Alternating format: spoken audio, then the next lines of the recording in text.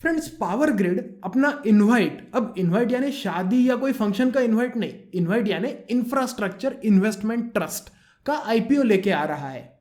अब इस आईपीओ में क्या आपको इन्वेस्ट करना चाहिए, ये आईपीओ किसके लिए सूटेबल है और इसके क्या क्या प्रोज है और क्या कॉन्स है, ये डिस्कस करेंगे आज के वीडियो में। मेरा नाम है रघुनंदन, आप देख रहे हो वैल्यू शास्त्रा। Let's begin.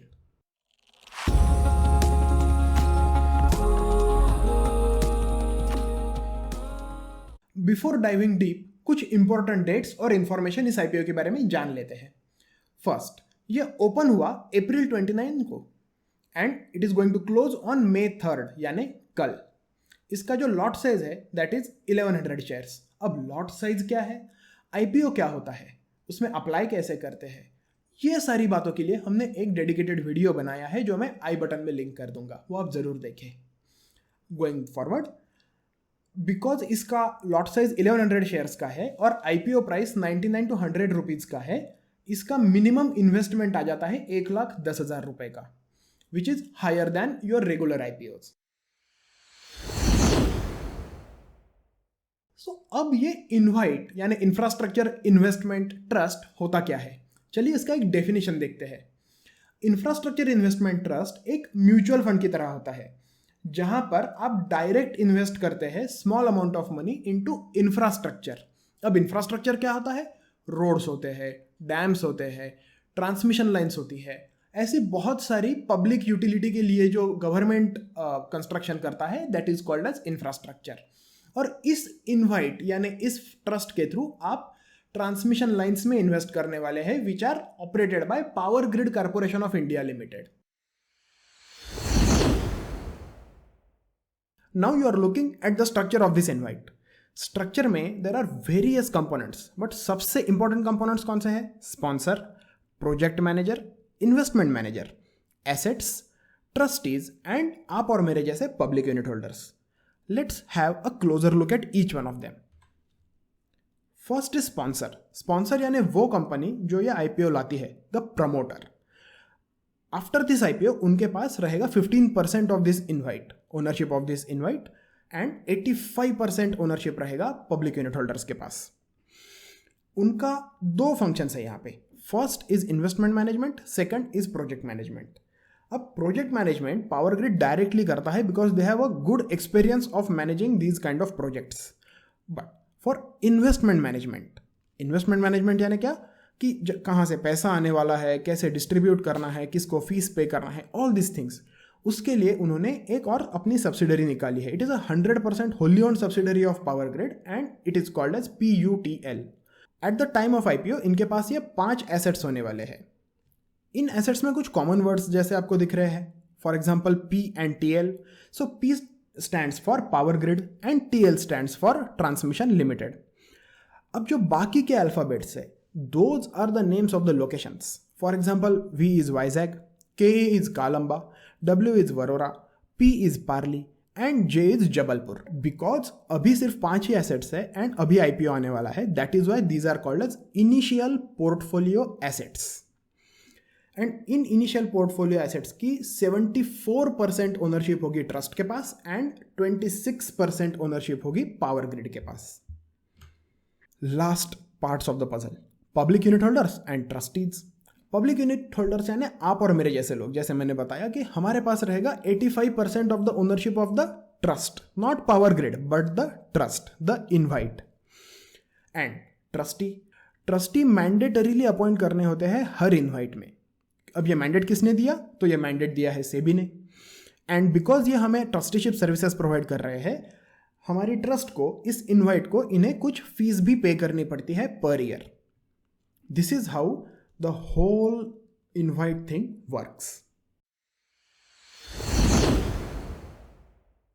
Let's understand the features of these assets. जो अभी हमने देखे, हमारे जो 5 एसेट है उनके फीचर्स देख लेते हैं।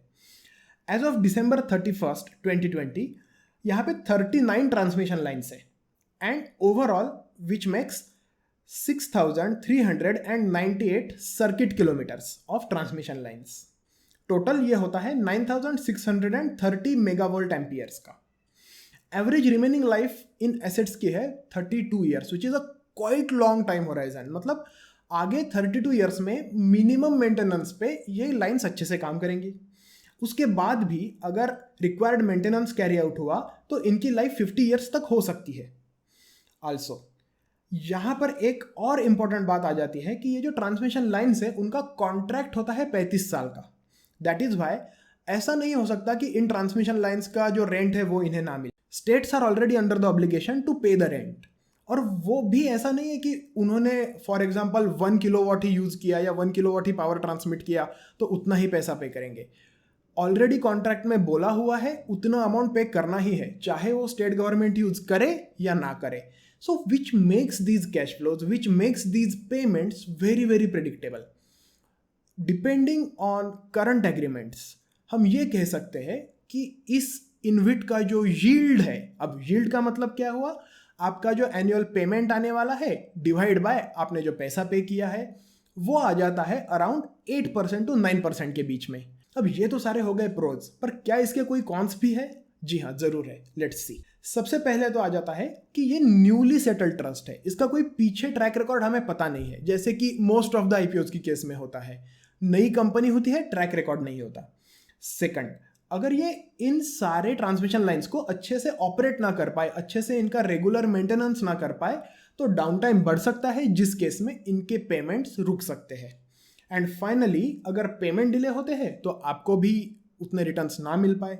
सो ये इनकी स्टेटेड स्टिपुलेटेड रिस्क है। वैसे मैं हमारे डिस्क्रिप्शन में इनका प्रॉस्पेक्टस भी दे दूंगा, उस प्रॉस्पेक्टस को अगर आप पढ़े तो आपको बाकी की भी माइनर और मेजर रिस्क की एक आइडिया आ जाएगी। मोस्ट इंपॉर्टेंट क्वेश्चन, इसमें किसे इन्वेस्ट करना चाहिए? बिफोर आंसरिंग दैट क्वेश्चन आपको एक बात बता दो, ये जो इन्विट है this is more like a fix income instrument. ये शेयर जैसा काम नहीं करेगा। क्यों? क्योंकि 90% of the cash flows after paying all your fees इस इन्विट को अपने यूनिट होल्डर्स को देने पड़ेंगे, विच इज वाई एक स्टेबल कैश फ्लो आप इससे एक्सपेक्ट कर सकते हैं, एंड दैट इज वाई ये फिक्स इनकम इंस्ट्रूमेंट जैसा है। What if you don't want to invest such a large सम? तो देखिए, मुझे इस आईपीओ से कोई बहुत बम्पर लिस्टिंग की उम्मीद नहीं है। दैट इज लिस्टिंग डे पे मैं ये नहीं एक्सपेक्ट कर रहा हूँ कि कुछ 50 या 60% गेन हो जाए। मिनिमल गेन हो सकते हैं, थोड़ा नीचे भी आ सकता है। तो अगर आपको छोटा अमाउंट इन्वेस्ट करना है तो आई वुड सजेस्ट कि you wait till the listing day. उसके बाद आप स्टॉक मार्केट में एनएसई या बीएसई में इसके यूनिट्स खरीद सकते हैं। सेकंड, अगर आपको लॉन्ग टर्म के लिए इन्वेस्ट करना है और एफडी में इन्वेस्ट नहीं करना है, थोड़ा ज़्यादा रिस्क लेके एक्स्ट्रा रिटर्न्स आपको कमाने हैं, तो भी आप ये इंस्ट्रूमेंट कंसिडर कर सकते हैं। बिकॉज ये स्टॉक मार्केट में लिस्ट होने वाला है, यहाँ पे लिक्विडिटी का भी प्रॉब्लम नहीं होने वाला, और आपको जो पेमेंट्स मिलने वाले हैं वो भी क्वार्टरली मिलने वाले हैं। सो ओवरऑल एक सेफ इंस्ट्रूमेंट में, एक फिक्स इनकम लाइक इंस्ट्रूमेंट में अगर आपको इन्वेस्ट करना है तो आप ये जरूर कंसिडर कर सकते हैं। इसमें एज का भी कोई रिस्ट्रिक्शन मैं इसलिए नहीं बोल रहा हूं क्योंकि ये सेफर साइड में आ जाता है।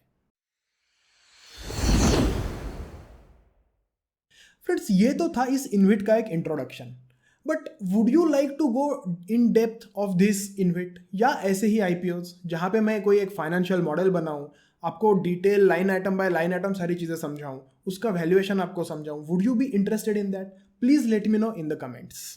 Also from next week we are starting a series on crypto currencies. ये 2 पार्ट सीरीज होने वाली है। If you don't want to miss that, I would highly suggest you subscribe to our channel.